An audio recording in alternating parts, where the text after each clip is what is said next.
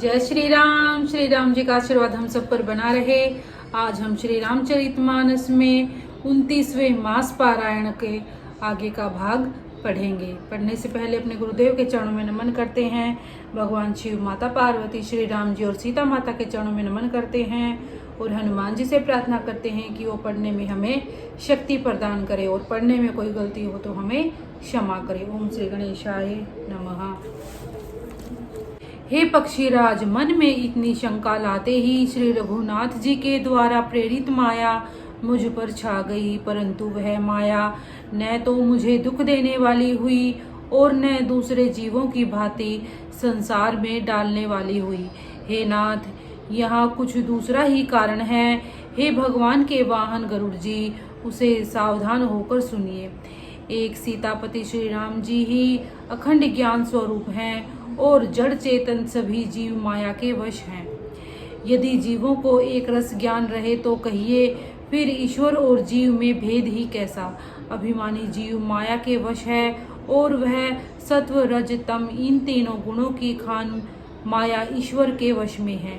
जीव परतंत्र है, भगवान स्वतंत्र है। जीव अनेक है, श्रीपति भगवान एक है। यद्यपि माया का किया हुआ यह भेद असत्य है, तथापि वह भगवान के भजन बिना करोड़ों उपाय करने पर भी नहीं जा सकता।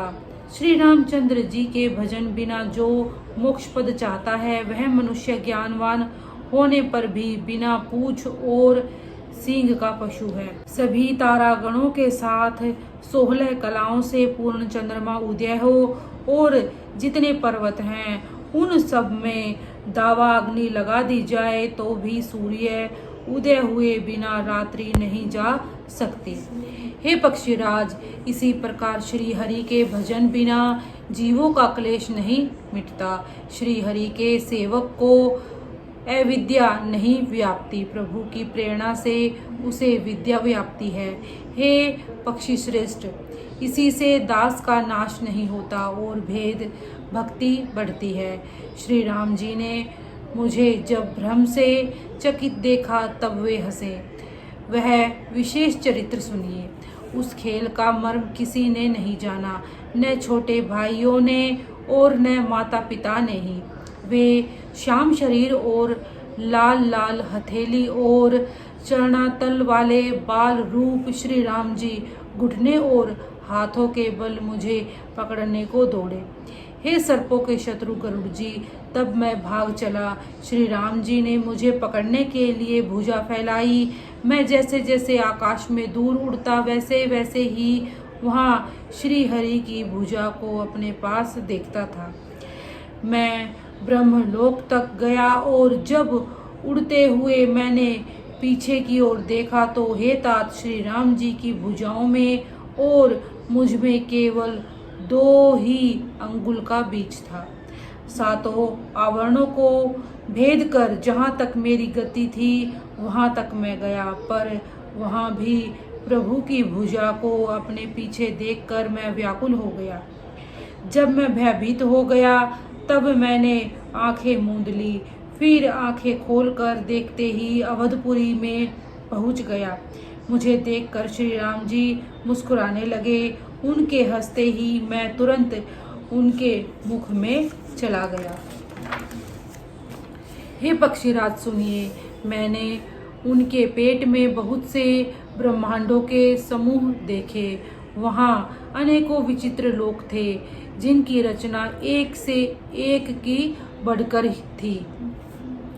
करोड़ों ब्रह्मा जी और शिव जी, अनगिनत तारागण, सूर्य और चंद्रमा, अनगिनत लोकपाल, यम और काल, अनगिनत विशाल पर्वत और भूमि, असंख्यक समुद्र, नदी, तालाब और वन तथा और भी नाना प्रकार की सृष्टि का विस्तार देखा।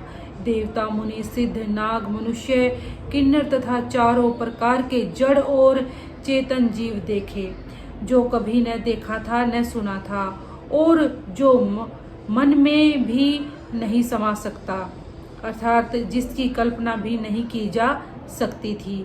वही सब अद्भुत सृष्टि मैंने देखी, तब उसका किस प्रकार वर्णन किया जाए। मैं एक एक ब्रह्मांड में एक 100 वर्ष तक रहता। इस प्रकार मैं अनेकों ब्रह्मांड देखता फिरा। प्रत्येक लोक में भिन्न भिन्न ब्रह्मा, भिन्न भिन्न विष्णु, शिव, मनु, दिक्पाल, मनुष्य, गंधर्व, भूत, वैताल, किन्नर, राक्षस, पशु, पक्षी, सर्प तथा नाना जातियों के देवता एवं दैत्यगण थे। सभी जीव वहाँ दूसरे ही प्रकार के थे। अनेक पृथ्वी, नदी, समुद्र, तालाब, पर्वत तथा सब सृष्टि वहाँ दूसरी प्रकार की थी। प्रत्येक ब्रह्मांड में मैंने अपना रूप देखा तथा अनेकों अनुपम वस्तुएं देखी। प्रत्येक भुवन में न्यारी ही अवधपुरी, भिन्न ही सरयू जी और भिन्न प्रकार के ही नर नारी थे। हे तात सुनिए, दशरथ जी, कौशल्या जी और भरत जी आदि भाई भी भिन्न भिन्न रूपों के थे। मैं प्रत्येक ब्रह्मांड में रामावतार और उनकी अपार बाल लीलाएं देखता फिरता। हे हरिवाहन, मैंने सभी कुछ भिन्न भिन्न और अत्यंत विचित्र देखा। मैं अनगिनत ब्रह्मांडों में फिरा, पर प्रभु श्री रामचंद्र जी को मैंने दूसरी तरह का नहीं देखा। सर्वत्र वही शिशुपन, वही शोभा और वही कृपालु श्री रघुवीर। इस प्रकार मोह रूपी पवन की प्रेरणा से मैं भुवन भुवन में देखता फिरता था। अनेक ब्रह्मांडों में भटकते मुझे मानो 100 कल्प बीत गए। फिरता फिरता मैं अपने आश्रम में आया और कुछ काल वहां रहकर बिताया। फिर जब मैंने प्रभु का अवधपुरी में जन्म सुन पाया, तब प्रेम से परिपूर्ण होकर मैं हर्षपूर्वक उठ दौड़ा। जाकर मैंने जन्म महोत्सव देखा, जिस प्रकार मैं पहले वर्णन कर चुका हूँ। श्री रामचंद्र जी के पेट में मैंने बहुत से जगत देखे, जो देखते ही बनते थे, वर्णन नहीं किया जा सकता। वहाँ फिर मैंने सुजान माया के स्वामी कृपालु भगवान श्री राम को देखा। 29वां मास पारायण आज हम यहीं तक पढ़ेंगे। इसी के साथ बोलते रहिए जय श्री राम।